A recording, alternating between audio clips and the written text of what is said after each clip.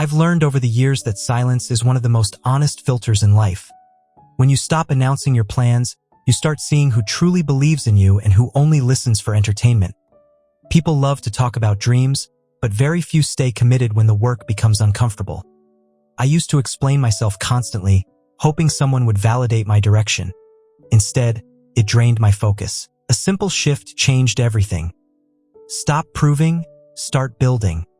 The less I spoke, the more clearly I heard my own goals.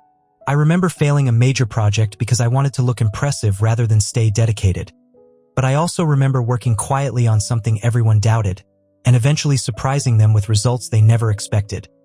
That contrast taught me a rule I still follow today. Consistency beats confidence, discipline beats motivation, and effort becomes powerful only when no one is watching. Silence isn't empty.